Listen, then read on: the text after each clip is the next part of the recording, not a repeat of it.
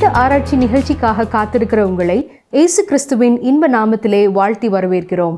நாம் கடந்த நிகழ்ச்சியிலே பாவியான ஒரு மனிதனுக்கு இந்த உலகத்திலே நல்ல நாள் என்று ஒன்றும் வரப்போவதில்லை, நியாய தீர்ப்பு மட்டுமே வரும் என்றும், தேவனுடைய வார்த்தைக்கு கீழ்ப்படியுங்கள், அப்பொழுது நியாய தீர்ப்பு நின்று தப்புவிக்கப்பட்டு உண்மையான சந்தோஷத்தையும் சமாதானத்தையும் அனுபவிப்பீர்கள் என்றும், கர்த்தருடைய நாள் நம்மேல் வருவதை யாராலும் தடுத்து நிறுத்த முடியாது என்றும், 1000 வருட அரசாட்சியிலே எல்லா சிருஷ்டிகளும் மகிழ்ச்சியோடு இருக்கும் என்றும், தேவனுடைய சபை மகா உபத்திரவ காலத்திற்குள்ளே வருவதில்லை என்ற நம்பிக்கையையும் மகிழ்ச்சியையும் உடையதாக சபை இருக்கிறது என்றும், நோய்கள் மற்றும் வேதனைகள் துயரங்கள் எல்லாமே மனிதனுடைய பாவத்தினாலே இந்த உலகத்திலே உண்டாயின, இது 1000 வருட அரசாட்சியிலே நீக்கப்படும் என்பதை குறித்து கற்றுக்கொண்டோம். இன்று நாம் தொடர்ந்து 36ஆம் 37ஆம் அதிகாரங்களை நாம் கற்றுக்கொள்ள இருக்கிறோம். இந்த பாடத்திலே எசேக்கியா ஒரு நல்ல அரசனாக இருந்தாலும் அவனிடத்தில் காணப்பட்ட ஆவிக்குரிய பலவீனம் என்ன? கர்த்தருடைய வார்த்தைக்கு எதிரான கருத்தை கொண்டவர்கள் யார்? எசேக்கியா ஏசாவினிடத்தில் தன்னுடைய ஆட்களை ஏன் அனுப்புகிறார் என்பதை குறித்து விளக்கமாக கற்றுக்கொள்ள தொடர்ந்து எங்களுடன் இணைந்திருங்கள். இந்த நாளுக்கான ஆவிக்குரிய ஆசீர்வாதங்களை பெற்றுக்கொள்ளுங்கள். கிறிஸ்துவுக்குள் மிகவும் பிரியமானவர்களே, இன்று 36, 37 அதிகாரங்களை பார்க்க போகிறோம். அசீரிய ராஜாவாகிய சனகரிப் தன் போக்கிலே காணப்படும் அனைத்தையும் எடுத்துச் செல்லும் பெருவெள்ளத்தைப் போல வடக்கிலிருந்து வந்தான். அவன் தன் வழியிலே காணப்பட்ட அனைத்து தேசங்களோடும் பட்டணங்களோடும் யுத்தம் பண்ணி அவைகளை கைப்பற்றினான். அல்லது அந்த ஜனங்களே அவனிடத்திலே சரணடைந்தார்கள். வெற்றியின் உச்சத்திலே இருந்த அவன் அசீரிய சேனைகளுடன் எருசலேமின் அலங்கத்திற்கு முன் வந்து நின்று அதையும் முற்றுகையிட்டான். எசேக்கியா தன்னை எதிர்க்க முயற்சிப்பதை குறித்து அவன் குழப்பமடைந்து ஆச்சரியப்பட்டான். ஒருவேளை எசேக்கியா தன்னிடத்திலே ரகசியமான ஆயுதங்கள் எதையாவது வைத்திருப்பானோ என்று அதற்கான காரணங்களை கூட அறிய முயன்றான். சனகரிப்பின் சேனை தலைவனான ரப்சாக்கே யூதா ஜனங்கள் நம்பியிருக்கிற அனைத்தையும் குறித்து ஏளனம் செய்தான். எந்தவித நிபந்தனையும் இல்லாமல் தங்களிடத்திலே சரண் அடைய வேண்டும் என்றும் கூறினான். ரப்சாக்கே கூறிய காரியங்களையும் அவனது மிரட்டல்களையும் எசேக்கியாவிடம் அரண்மனை ஆட்கள் கூறுவதோடு 36ஆம் அதிகாரம் முடிவடைகிறது. வாசிக்கிறேன். ஏசாயா 36:1. எசேக்கியா ராஜா அரசாண்ட 14ஆம் வருஷத்திலே அசீரியா ராஜாவாகிய சனகரிப் யூதாவில் இருக்கிற அரணான சகல பட்டணங்களுக்கும் விரோதமாய் வந்து அவைகளை பிடித்துக் கொண்டான். அருமையானவர்களே, உசியா ராஜா மரணமடைந்த வருஷத்திலே ஏசாயா தனது தீர்க்க தரிசன ஊழியத்தை துவங்குகிறதை நாம் ஞாபகப்படுத்திக் கொண்டு வருவோம். அவர் தமது தீர்க்க தரிசன ஊழியத்தை யோதாம், ஆகாஸ் ஆகியோரது அரசாட்சியிலே தொடர்ந்து இப்பொழுது எசேக்கியாவின் காலத்திலேயும் பணியை செய்து வருகிறார். யூதாவை அரசாண்ட 5 சிறந்த ராஜாக்களுள் எசேக்கியாவும் ஒருவர். இந்த 5 ராஜாக்களும் யூதாவை ஆட்சி செய்த பொழுது யூதாவிற்கு எழுப்புதல் வந்தது. உண்மையிலே எசேக்கியா ஒரு சிறந்த ராஜாதான். 2 நாளாமும் 29ஆம் அதிகாரம் முதல் 2 வசனங்களை பாருங்கள். எசேக்கியா 25ஆம் வயதில் ராஜாவாகி 29 வருஷம் எருசலேமில் அரசாண்டான். சகரியாவின் குமாரத்தியாகி அவனுடைய தாயின் பேர் அபியாள். அவன் தன் தகப்பனாகிய தாவீது செய்தபடியெல்லாம் கர்த்தரின் பார்வைக்கு செம்மையானதை செய்தான். அருமையானவர்களே, எசேக்கியா ஒரு நல்ல அரசனாக இருந்தாலும் எருசலேமின் மீது படையெடுத்து வந்த சேனைகளை தடுப்பதற்கு சனகரிப்புக்கு பரிதானம் கொடுக்க முயன்றதன் மூலம் தனது பலவீனத்தை எசேக்கியா வெளிப்படுத்தினான். இதை குறித்து 2 ராஜாக்கள் 18ஆம் அதிகாரத்திலே 13ஆம் வசனம் முதல் 16ஆம் வசனம் வரை உள்ள பகுதியிலே வாசிக்கிறோம். அசீரியா ராஜா தன் மீது சுமத்திய அளவு கடந்த பணத்தை கொடுப்பதற்காக எசேக்கியா கர்த்தருடைய ஆலய கதவுகளிலும் நிலைகளிலும் இருந்த பொன் தகடுகளை கழற்றினான். அந்த முயற்சியும் பலனளிக்கவில்லை. ஏனென்றால் எருசலேமின் மதிலுக்கு வெளியே அசீரியர்களின் சேனை வந்திருந்தது. பணம் கொடுக்கிற காரியமும் அவர்களுக்கு துணை செய்யவில்லை. இந்த காரியம் ஏதோ புதிதான ஒன்றல்ல, இது இன்னும் நம்மத்திலே காணப்படுகிறது. வல்லரசு நாடுகளும் தங்களது பண பலத்தால் நண்பர்களை வாங்க முயற்சிக்கிறார்கள். ஆனாலும் அதனால் அவர்களால் அதிகமான நண்பர்களை பெற்றுக்கொள்ள முடிவதில்லை. அருமையான சகோதரனே, சகோதரியே, இன்று நம்மிலேயும் அநேகர் நமது பண பலத்தால் எத்தனையோ காரியங்களை சாதிக்க முயற்சிக்கிறோம். பணத்தால் மாத்திரம் நமக்கு நண்பர்களையோ வேறு எதையுமோ நம்மால் பெற்றுக்கொள்ள முடியாது. நம்முடைய பிரச்சனை என்னவென்றால், நமது மெய்யான நண்பரான ஆண்டவராகிய இயேசு கிறிஸ்துவை அறியாமல் இருப்பதுதான். இங்கே எசேக்கியா கடைசியாக நோக்கி பார்த்த தேவனாகிய கர்த்தரே நமது மெய்யான நண்பராய் இருக்கிறார். அவரை நீங்கள் அறிந்திருக்கிறீர்களா? ஏசாயா 36 அதிகாரம் 2 வசனத்தை பாருங்கள். அப்பொழுது அசீரிய ராஜா லாகீசிலிருந்து ரப்சாக்கேயை பெரிய சேனையோடே எருசலேமுக்கு எசேக்கியா ராஜாவினிடத்தில் அனுப்பினான். அவன் வந்து வண்ணார் துறையின் வழியிலுள்ள மேல் குளத்து சாலகத் தண்டையிலே நின்றான். சனகரிப் தானே நேரடியாக வரும்படி தன்னை தாழ்த்திக் கொள்ளாமல் ரப்சாக்கே தலைமையிலே ஒரு படையை அனுப்பினான். எருசலேமின் அலங்கத்திற்கு வெளியே அவனது ராணுவம் இப்பொழுது நிறுத்தப்பட்டிருக்கிறது. ராணுவ தளபதி ரப்சாக்கே எசேக்கியாவின் இருதயத்திலேயும் எருசலேமில் இருந்த ஜனங்களின் உள்ளத்திலேயும் பயம் உண்டாக்கும் வார்த்தைகளை கூறுகிறான். அவனை சந்திக்கும்படியாக எசேக்கியா அவனிடத்திலே தூதுவர்களை அனுப்புகிறான். பாருங்கள், ஏசாயா 36 அதிகாரம் 3 வசனம். அப்பொழுது இல்கியாவின் குமாரனாகிய எலியாக்கிம் என்னும் அரமனை விசாரிப்புக்காரனும் செப்னா என்னும் சம்பிரதியும் ஆசாப்பின் குமாரனாகிய யோவாக் என்னும் கணக்கனும் அவனிடத்திற்கு புறப்பட்டு போனார்கள். அருமையானவர்களே, எசேக்கியா சனகரிப்பின் வார்த்தைகளை அறிந்து வரும்படி தன்னிடத்திலிருந்து இந்த 3 தூதுவர்களை அனுப்புகிறான். இப்பொழுது நடக்கிற காரியத்தை ஏசாயா 36 அதிகாரம் 4 வசனத்திலிருந்து நாம் அறிந்து கொள்ளலாம். வாசிக்கிறேன். ரப்சாக்கே அவர்களை நோக்கி, அசீரியா ராஜாவாகிய மகாராஜாவானவர் உரைக்கிறதும் நீங்கள் எசேக்கியாவுக்கு சொல்ல வேண்டியதும் என்னவென்றால், நீ நம்பியிருக்கிற இந்த நம்பிக்கை என்ன? எசேக்கியா தன்னை எதிர்க்க துணிந்திருக்கிறதை குறித்து வியப்படைந்து ரப்சாக்கே மிகவும் கர்வத்தோடு இதை சொல்கிறான்.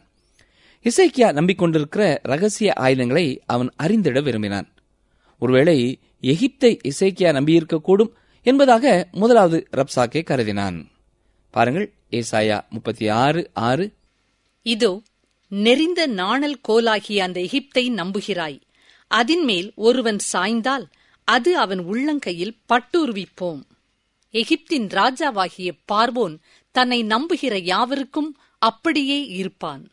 அசீரியர்களின் சேனை எகிப்துக்கு நேராக புறப்பட்டு அதை கைப்பற்றும்படி செல்லுகிற பொழுது எருசலேம் தங்களது வழிக்கு தடங்களாய் இருப்பதனால் அவர்கள் கோபமடைந்தனர். இங்கே கூறப்படும் உண்மை என்ன தெரியுமா? எசேக்கியாவின் தகப்பனாகிய ஆகாஸ் முன்பு எகிப்தின் உதவியை நாடியது போல எசேக்கியாவும் அப்படி நம்பிக்கை கொண்டிருப்பான் என்று அவன் நினைத்ததுதான். ஆனால் எசேக்கியா எகிப்தினிடத்திலிருந்து எந்தவித உதவியையும் நாடவில்லை. ரப்சாக்கே அதை குறித்து சரியாய் கூறினான். இப்பொழுது அவன் எசேக்கியாவின் மற்றொரு விதமான நம்பிக்கையை குறித்து பேசுகிறான். கவனிங்கள், ஏசாயா 36:7. நீ என்னிடத்தில் நாங்கள் எங்கள் தேவனாகிய கர்த்தரை நம்புகிறோம் என்று சொல்வாயாகில் அவருடைய மேடைகளையும் அவருடைய பலிபீடங்களையும் அல்லவோ எசேக்கியா அகற்றி யூதாவையும் எருசலேமையும் நோக்கி இந்த பலிபீடத்தின் முன் பணியுங்கள் என்றானே. அடுத்து, நீங்கள் உங்கள் தேவனாகிய கர்த்தரை நம்பியிருப்பது உண்மைதானா என்பதாக ரப்சாக்கே கேட்கிறான். ஆவிக்குரிய காரியங்களை குறித்த சரியான அறிவு ரப்சாக்கையிடம் இல்லாததினால் இங்கே அவன் ஒரு தவறான குறிப்பை சொல்கிறான். எசேக்கியா உயரமான எல்லா மேடைகளையும் அழித்து போட்டது உங்களுக்கு தெரியாதா என்று அவன் கேட்கிறான். மலைகளின் மேலே அந்நிய தெய்வங்களுக்கு உண்டாயிருந்த பலிபீடங்களிலே ஆராதனை செய்வதும் எருசலேமிலே இருந்த ஜீவனுள்ள தேவனுக்கு ஆராதனை செய்வதும் ஒன்றே என்று அவன் கருதினான். எசேக்கியா மக்கள் ஆசாரித்து வந்த அந்நிய தெய்வங்களின் பலிபீடங்களைத்தான் அகற்றியிருந்தான். இப்பொழுது அவர்களுக்கு ஆராதனை செய்வதற்கு எந்தவித தெய்வமும் இல்லை என்றே இந்த ரப்சாக்கே நினைத்துக் கொண்டான். இன்றைய நாட்களிலேயும் அநேகர் ஆவிக்குரிய பகுத்தறிவு அற்றவர்களாக காணப்படுகிறார்கள். சிலர் இவ்வாறாக கூறுவதை நாம் அநேக வேளையிலே கேட்டிருக்கலாம். அவர்கள் என்ன சொல்வார்கள்? எல்லா வழிபாட்டு ஸ்தலங்களும் ஒன்றே, அவை அனைத்தும் நம்மை ஒரே இடத்திற்கே கொண்டு செல்ல முயற்சிக்கிறது என்று சொல்வார்கள். ரப்சாக்கேயை போன்றவர்கள் இன்றைக்கும் இருக்கிறார்கள். அவர்கள் வித்தியாசத்தை அறிய முடியாதவர்களாயிருக்கிறார்கள். நீங்கள் எதில் விசுவாசம் வைத்திருக்கிறீர்களோ அதில் உண்மை உள்ளவர்களாய் இருப்பீர்களானால் அதற்கும் மற்ற எந்த வழிக்கும் வித்தியாசமே இராது என்று சொல்லுகிறவர்கள் நம்முடைய கர்த்தரின் வார்த்தைகளுக்கு எதிரான கருத்தை உடையவர்கள் என்றே கூறலாம். யோவான் 14 அதிகாரம் 6 பாருங்கள். இயேசு, நானே வழியும் சத்தியமும் ஜீவனுமாயிருக்கிறேன், என்னாலே அல்லாமல் ஒருவனும் பிதாவினிடத்தில் வரான் என்று கூறியிருக்கிறார். ஆம், அவர் மாத்திரமே நம்மை சரியான இடத்திற்கு நேராய் வழிநடத்தும் ஒரே வழி. மூன்றாவதாக ரப்சாக்கே கூறிய காரணம் அசீரியர்களின் கர்வத்தை வெளிப்படுத்துகிறதா இருக்கிறது. பாருங்கள், ஏசாயா 36:8-9 நான் உனக்கு 2000 குதிரைகளை கொடுப்பேன். நீ அவைகள் மேல் ஏறத்தக்கவர்களை சம்பாதிக்க கூடுமானால் அசீரிய ராஜாவாகிய என் ஆண்டவனுடைய சபதம் கூறு. கூறாதே போனால் நீ என் ஆண்டவனுடைய ஊழியக்காரரில் ஒரே ஒரு சிறிய தலைவனுடைய முகத்தை எப்படி திருப்புவாய்? ரதங்களோடு குதிரை வீரரும் வருவார்கள் என்று எகிப்தையா நம்புகிறாய்? எருசலேமை பாதுகாக்கும்படி எசேக்கியா தனது சொந்த படைகளையும் மற்றும் மனித ஆற்றலையும் நம்பியிருப்பது இயலாத ஒன்றாகும். ஆகவேதான் அதை சரி கட்டுவதற்காகவே 2000 குதிரைகளை கொடுக்க ரப்சாக்கே முற்பட்டான். இவ்வாறு கூறுவது மூலம் உண்மையிலே அவன் அவர்களை பரிகசிக்கிறான். நான்காவதாக அவன் என்ன சொல்கிறான் பாருங்கள், இது ஒரு பெரிய சூழ்ச்சி. ஏசாயா 36:10 இப்பொழுதும் கர்த்தருடைய கட்டளை இல்லாமல் இந்த தேசத்தை அழிக்க வந்தேனோ? இந்த தேசத்துக்கு விரோதமாய்ப் போய் அதை அழித்து போடு என்று கர்த்தர் என்னோடே சொன்னாரே என்று சொன்னான். அருமையான சகோதரனே, சகோதரியே, அவன் சொல்லுகிற காரியத்தை கவனித்தீர்களா? இஸ்ரவேலின் தேவனாகிய யெகோவாவே அசீரியர்களை எருசலேமிற்கு விரோதமாய் அனுப்பினார் என்றும் அதனால் அவர் அசீரியரின் பக்கமாகவே இருக்கிறார் என்றும் கூறுகிறான். முதலாம் உலக மகா யுத்தம் நடைபெற்ற பொழுது ஜெர்மனியர்கள் தேவன் தங்கள் பக்கமே இருப்பதாக நினைத்தார்கள். அமெரிக்கர்கள் அவர் தங்கள் பக்கம்தான் இருப்பதாக சொன்னார்கள். இரண்டு பக்கமும் தேவன் இருந்தாரா என்பதே கேள்வி. இங்கே இந்த குறிப்பிட்ட சம்பவத்திலே மெய்யான தேவன் தமது ஜனங்களை அழிக்க அசீரியர்களை பயன்படுத்தினார். ஆனால் அவர் எருசலேமை முறியடிக்கும்படி சத்துருவுக்கு இடமளிக்கவில்லை. வசனம் 11 பாருங்கள். அப்பொழுது எலியாக்கீமும் செப்னாவும் யோவாகும் ரப்சாக்கேயை பார்த்து, உம்முடைய அடியாரோடே சீரிய பாஷையிலே பேசும், அது எங்களுக்கு தெரியும். அலங்கத்தில் இருக்கிற ஜனத்தின் செவிகள் கேட்க எங்களோட யூத பாஷையிலே பேச வேண்டாம் என்றார்கள். இப்பொழுது எலியாக்கீம், செப்னா மற்றும் யோவாக் ஆகியோர் தங்களோடு ரப்சாக்கே சீரிய பாஷையிலே பேசும்படியாக சொல்கிறார்கள். இதுவரை அவன் உரத்த சத்தமாய் எருசலேமின் அலங்கத்தின் மீதிருந்த வீரர்கள் கேட்கும்படி எபிரேய பாஷையிலே பேசிக் கொண்டிருந்தான். அவன் தனது கொள்கைகளையும் எண்ணங்களையும் வெகு சிறப்பாக வெளிப்படுத்தினான். பொதுவாக எதிரிகள் அவ்வாறு செய்வதுண்டு.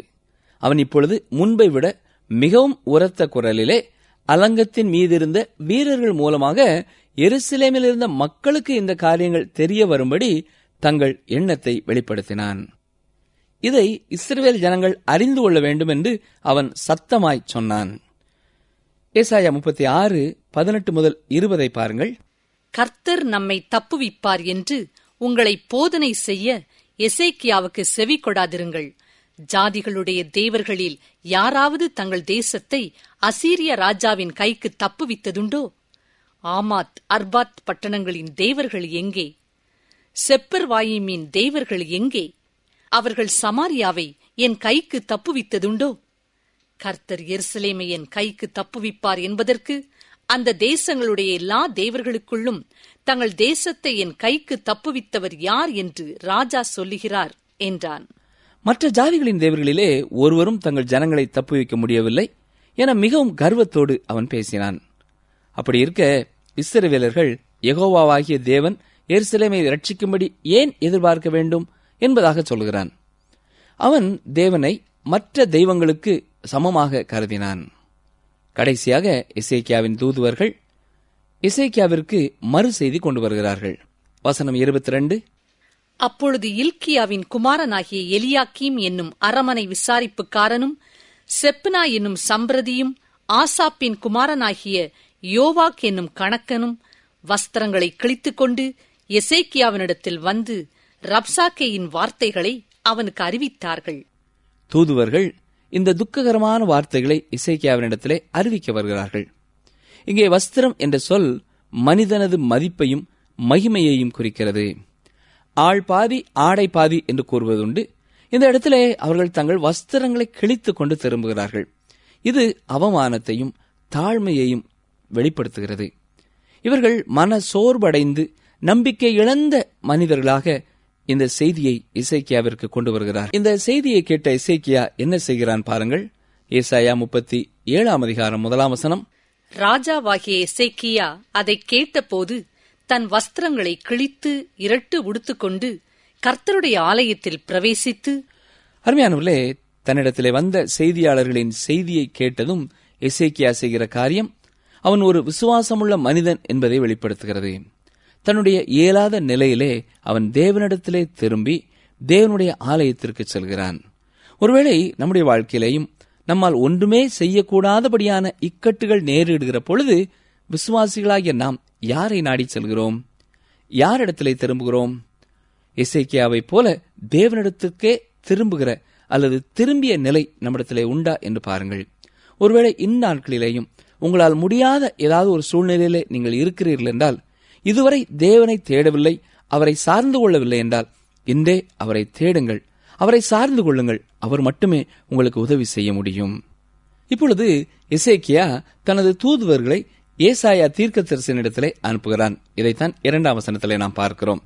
ஏசாயாவினிடத்திலே சொல்லும்படியாக அவன் என்ன சொல்லி அனுப்பினான் தெரியுமா? இந்த நாள் நெருக்கமும் கண்டிதமும் தூஷணமும் அனுபவிக்கிற நாள், பிள்ளை பேறு நோக்கி இருக்கிறது, பெறவோ பலன் இல்லை என்று சொல்லி அனுப்புகிறான். இந்த வார்த்தைகளைத்தான் ஏசாயா கேட்டார். ஜீவனுள்ள தேவனை நிந்திக்கும்படி அசீரியா ராஜாவாகிய தன் ஆண்டவனால் அனுப்பப்பட்ட ரப்சாக்கே சொன்ன வார்த்தைகளை உமது தேவனாகிய கர்த்தர் கேட்டிருக்கிறார். உமது தேவனாகிய கர்த்தர் கேட்டிருக்கிற வார்த்தைகளை நிமித்தம் தண்டனை செய்வார். ஆகையால் இன்னும் மீதியாயிருக்கிறவர்களுக்காக விண்ணப்பம் செய்வீராக என்று எசேக்கியா சொல்ல சொன்னார் என்று கூறுகிறார்கள். இந்த வசனத்திலே எசேக்கியா கர்த்தரை குறித்து சொல்லும் பொழுது நமது தேவன் என்று சொல்லாமல் உமது தேவனாகிய கர்த்தர் என்பதாக எசேக்கியா ஏசாயாவிற்கு சொல்லி அனுப்புகிறார். ஏன் அவர் ஆரம்பத்திலே நமது தேவனாகிய கர்த்தர் என்று சொல்லவில்லை என்று ஒருவேளை நீங்கள் யோசிக்கலாம். ஆனால் எசேக்கியா இந்த காரியத்தை திருத்திக் கொள்வதை 20ஆம் வசனத்திலே நாம் பார்க்கலாம். ஏசாயா கேட்ட செய்திக்கு ஏசாயா ஊக்கமளிக்கும் வார்த்தைகளை பதிலாய் சொல்லுகிறார். அசீரிய ராஜாவின் ஊழியக்காரர் என்னை தூஷித்ததும் நீர் கேட்டதுமான வார்த்தைகளினாலே பயப்படாதேயும் என்று சொல்லி அனுப்புகிறார். தொடர்ந்து 7ஆம் வசனத்திலே தேவன் ஏசாயா மூலமாய் சொல்வதை கேளுங்கள். இதோ அவன் ஒரு செய்தியை கேட்டு தன் தேசத்துக்கு திரும்புவதற்கான ஆவியை நான் அவனுக்குள் அனுப்பி அவனை அவன் தேசத்திலே பட்டயத்தால் விழப்பண்ணுவேன் என்று கர்த்தர் உரைக்கிறார் என்பதை உங்கள் ஆண்டவனிடத்தில் சொல்லுங்கள் என்றான். தொடர்ந்து ரப்சாக்கே தனது இராணுவத்தினிடத்திலே வந்தபொழுது அசீரிய ராஜா லாகீசை விட்டு புறப்பட்டு லிப்னாவின் மேல் யுத்தம் பண்ண புறப்பட்டான் என்ற செய்தியை கேள்விப்படுகிறான். அசீரியர்களின் முக்கிய இராணுவமானது எகிப்திய இராணுவத்தால் சுற்றி வளைக்கப்பட்டது என்ற தவறான செய்தி வந்தது. ஆகவே அந்த முக்கிய தளவாடங்களுக்கு உதவும்படி ரப்சாக்கே எருசலேமை விட்டு தற்காலிகமாக கடந்து போனான்.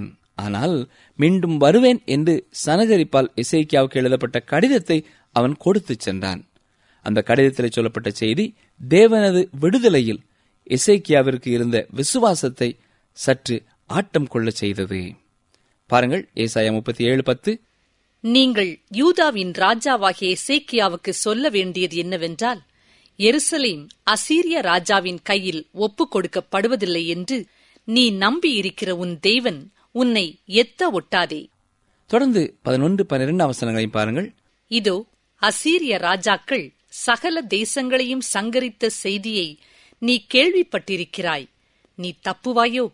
என் பிதாக்கள் அழித்துவிட்ட கோசானையும் ஆரானையும் ரேத்சேப்பையும் தெலாசாரியிலிருந்த ஏதேனின் புத்திரரையும் அவர்களுடைய தேவர்கள் தப்புவித்ததுண்டோ? 13ஆம் வசனத்திலேயும் இதே போலதான் அவன் மீண்டும் சொல்கிறான். இப்பொழுது ஏசாயா 37:14 பாருங்கள். எசேக்கியா ஸ்தானாபதிகளின் கையில் இருந்த நிருபத்தை வாங்கி வாசித்தான். பின்பு எசேக்கியா கர்த்தருடைய ஆலயத்திற்கு போய் அதை கர்த்தருக்கு முன்பாக விரித்து, பார்த்தீர்களா, எசேக்கியா அந்த நிருபத்தையே வாங்கி வாசித்தவுடன் நேரடியாக அதை தேவனிடத்திலே கொண்டு அவருக்கு முன்பாக வைக்கிறான். அதைத் தொடர்ந்து வேதத்திலே காணப்படுகிற ஜெபங்களிலே ஒரு உண்மையான சிறந்த ஜெபம் இங்கே கொடுக்கப்படுகிறது. எசேக்கியா தேவனாகிய கர்த்தரை நோக்கி விண்ணப்பம் செய்ய ஆரம்பிக்கிறான். நமது அன்றாட வாழ்க்கையிலேயும் நாம் எதிர்நோக்குகிற பிரச்சனைகளின் மத்தியிலே, ஆபத்துகளின் மத்தியிலே, நெருக்கங்களின் மத்தியிலே எசேக்கியாவை போல கர்த்தரை தேடுகிற அனுபவம் நமக்கு தேவை. பிரியமானவர்களே, நம்மை துக்கப்படுத்தும் கடிதங்கள் நமக்கு வருமென்றால், செய்திகள் நமக்கு வருமென்றால், அதை ஆண்டோடைய பாதத்திலே கொண்டு போய் வகிக்க வேண்டியது நம்முடைய கடமையாயிருக்கிறது. பாருங்கள், ஏசாயா 37:15-16 கர்த்தரை நோக்கி, சேனைகளின் கர்த்தாவே, கேருபீன்களின் மத்தியில் வாசம் பண்ணுகிற இஸ்ரவேலின் தேவனே, நீர் ஒருவரே பூமியின் ராஜ்யங்களுக்கெல்லாம் தேவனானவர். நீர் வானத்தையும் பூமியையும் உண்டாக்கினீர். இப்பொழுது 1 ராஜாக்கள் 8 சாலமோன் என்ன சொல்கிறார் கேளுங்கள். தேவன் மெய்யாக பூமியிலே வாசம் பண்ணுவாரோ? இதோ வானங்களும் வானாதி வானங்களும் உம்மை கொள்ளாதே. நான் கட்டின இந்த ஆலயம் எம்மாத்திரம். ஆம் அருமையானவர்களே, அவரே பரலோகத்தின் தேவன் என்றும் வானத்தையும் பூமியையும் உண்டாக்கினவர் என்றும் ஒவ்வொரு இஸ்ரவேலரும் நம்பினார்கள். அந்த தேவனை நோக்கி எசேக்கியா கெஞ்சி பிரார்த்தித்து அவனது விண்ணப்பத்தை வைக்கிறான். 17 முதல் பாருங்கள். கர்த்தாவே, உமது செவியை சாய்த்து கேளும். கர்த்தாவே, நீர் உமது கண்களை திறந்து பாரும். சனகரிப் ஜீவனுள்ள தேவனை நிந்திக்கும் படிக்கு சொல்லி அனுப்பின வார்த்தைகளையெல்லாம் கேளும். எசேக்கியா அந்த நிருபத்தை தேவனிடத்திலே காண்பித்து அது அவருக்கு விரோதமாக எழுதப்பட்டிருக்கிறது என்ற உண்மையை கவனிக்கும்படி சொல்கிறான். தொடர்ந்து 18-19 பார்ப்போம். கர்த்தாவே, அசீரிய ராஜாக்கள் அந்த ஜாதிகளையும் அவர்கள் தேசத்தையும் நாசமாக்கி அவர்களுடைய தேவர்களை நெருப்பிலே போட்டுவிட்டது மெய்தான். அவைகள் தேவர்கள் அல்லவே, மனுஷர் கைவேலையான மரமும் கல்லுந்தானே. ஆகையால் அவைகளை நிர்த்துளியாக்கினார்கள். எசேக்கியா அந்த நிருபத்திலே இருந்த சில உண்மைகளை ஒத்துக்கொள்கிறான். அதை மறுக்கவோ அல்லது விட்டுவிடவோ தேவையில்லை. அருமையானவர்களே, நாமும் தேவனிடத்திலே சேரும் பொழுது அவரிடத்திலே எதையும் மறைக்க முற்படாமல் நம்மை குறித்த உண்மைகளை அவரிடம் சொல்வதே புத்திசாலித்தனமானது. ஏனென்றால் அவருக்கு மறைவானது ஒன்றுமில்லை. நம்முடைய இருதயத்தின் அந்தரங்கங்களையும் அறிந்த தேவன் அவரே. தொடர்ந்து ஏசாயா 37:20 பாருங்கள். இப்போதும் எங்கள் தேவனாய கர்த்தாவே, நீர் ஒருவரே கர்த்தர் என்று பூமியின் ராஜ்யங்கள் எல்லாம் அறியும்படிக்கு எங்களை அவன் கைக்கு நீங்களாக்கி ரட்சியும் என்று விண்ணப்பம் பண்ணினான். எசேக்கியாவின் இந்த விண்ணப்பத்திற்கு தேவன் எப்படி பதிலளித்தார் பாருங்கள். 29 நீ எனக்கு விரோதமாய் கொந்தளித்து வீரியம் பேசினது என் செவிகளில் ஏறினபடியினாலே நான் என் துரட்டை உன் மூக்கிலும் என் கடிவாளத்தை உன் வாயிலும் போட்டு நீ வந்த வழியே உன்னை திரும்ப பண்ணுவேன் என்று அசீரிய ராஜாவை குறித்து சொன்னதுமல்லாமல் தமது ஜனங்களுக்கு ஆறுதலையும் நம்பிக்கையையும் தரும் வார்த்தைகளையும் அடுத்த வசனத்திலே சொல்கிறார். உனக்கு அடையாளமாயிருப்பது என்னவென்றால், இந்த வருஷத்திலே தப்பி பயிராகிறதையும் 2ஆம் வருஷத்திலே தானாய் விளைகிறதையும் சாப்பிடுவீர்கள். 3ஆம் வருஷத்திலோ விதைத்து அறுத்து திராட்சத் தோட்டங்களை நாட்டி அவைகளின் கனிகளை புசிப்பீர்கள். இங்கே சொல்லப்படும் முதன்மையான கருத்து என்னவென்றால், யூதா புத்திரர் தொடர்ந்து அந்த தேசத்திலேதானே சிறிது காலம் நிலைத்திருப்பார்கள் என்பதைத்தான் சொல்கிறார். 33 பாருங்கள். ஆகையால் கர்த்தர் அசீரிய ராஜாவை குறித்து, அவன் இந்த நகரத்துக்குள் பிரவேசிப்பதில்லை, இதின் மேல் அம்பு எய்வதுமில்லை, இதற்கு முன்பாக கேடகத்தோடே வருவதுமில்லை, இதற்கு எதிராக கொத்தளம் போடுவதுமில்லை. இதற்கு பின் நடந்தது என்ன தெரியுமா? அசீரியர்களின் பாளையத்திலே 1,85,000 பேரில் எருசலேமில் மீது எதிர்பாராத விதமாய் ஒருவரும் அம்பு எய்யவில்லை. தேவனுடைய வார்த்தைகள் எப்பொழுதும் பொய்த்ததே இல்லை. பிரியமானவர்களே, தேவனுடைய வாக்குத்தத்தங்கள் அற்புதமானவைகள். தேவன் நமக்கு ஒரு வாக்கு கொடுத்திருப்பார் என்றால் அதை நிச்சயமாய் நாம் நம்பலாம். ஏனென்றால் அவர் உண்மையில் மாறாதவர். தொடர்ந்து அங்கே நடைபெற்றது என்ன தெரியுமா? 36 பாருங்கள். அப்பொழுது கர்த்தருடைய தூதன் புறப்பட்டு அசீரியரின் பாளையத்தில் 185,000 பேரை சங்கரித்தான். அதிகாலம் எழுந்திருக்கும் போது இதோ அவர்கள் எல்லாரும் செத்த பிரேதங்களாய் கிடந்தார்கள். வேறு என்ன நடந்தது தெரியுமா? 37 அப்பொழுது அசீரிய ராஜாவாகிய சனகரி பிரயாணப்பட்டு திரும்பி போய் நினிவேயில் இருந்து விட்டான். தொடர்ந்து என்ன நடந்தது? 38 அவன் தன் தேவனாகிய நிஸ்ரோவின் கோவிலிலே பணிந்து கொள்கிற போது அவன் குமாரராகிய அத்ரமலேக்கும் சரேத் சேரும் அவனை பட்டயத்தினால் வெட்டி போட்டு அரராத் தேசத்துக்கு தப்பி ஓடிப்போனார்கள். அவன் குமாரனாகிய எசரத்தோன் அவன் பட்டத்திற்கு வந்து அரசாண்டான். எனக்கு பிரியமான சகோதரனை, சகோதரியே, இப்படிப்பட்ட அற்புதமான வெற்றியை இஸ்ரவேல் ஜனங்களுக்கு கர்த்தர் கொடுத்திருந்தாலும் அவர்கள் சீக்கிரமாய் கர்த்தரை விட்டு பின்வாங்கி போனார்கள். இன்று நம்முடைய நிலை எப்படி இருக்கிறது? நம்முடைய தனிப்பட்ட வாழ்க்கையிலேயும் தேவன் எத்தனையோ நன்மைகளை நமக்கு செய்திருக்கிறார் இல்லையா? அவைகளை நினைத்து அவருக்கு நன்றி சொல்லி அவருக்கு பிரியமான வழிகளிலே நடக்கவே ஆண்டவர் நம்மை எதிர்பார்க்கிறார். அன்பர்களே, இந்த நாளிலும் நாம் கற்றுக்கொண்ட சத்தியங்களில் சிலதை சற்றே திரும்பி பார்ப்போமா? நாம் நம்முடைய பணபலத்தால் மட்டுமே காரியங்களை சாதிக்க முயற்சிக்கிறோம். அது தவறு. இன்றும் அநேகர் ஆவிக்குரிய பகுத்தறிவு இல்லாதவர்களாக காணப்படுகின்றனர். இயேசு கிறிஸ்து மட்டுமே நம்மை சரியாக வழிநடத்துபவர். அவரே வழியும் சத்தியமும் ஜீவனுமாக இருக்கிறார்.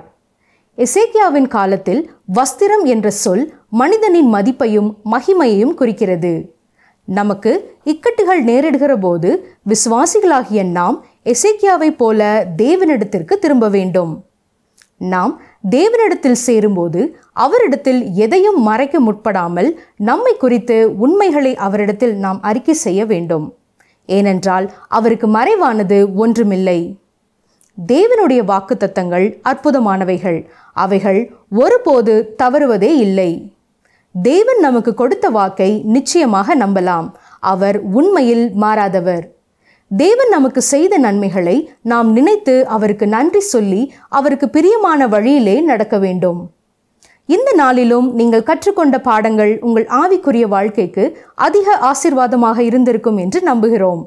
தொடர்ந்து நாம் அடுத்த நிகழ்ச்சியிலே ஏசாயா 38, 39 அதிகாரங்களை கற்றுக்கொள்வோம். கர்த்தர் உங்களை ஆசீர்வதிப்பாராக. ஆமென். இந்த நிகழ்ச்சி உங்களுக்கு பிடிச்சிருக்கா? அப்ப இப்பவே மிஸ்டர் கால் கொடுங்க. பரிசு வெல்றது நீங்களாவும் இருக்கலாம்.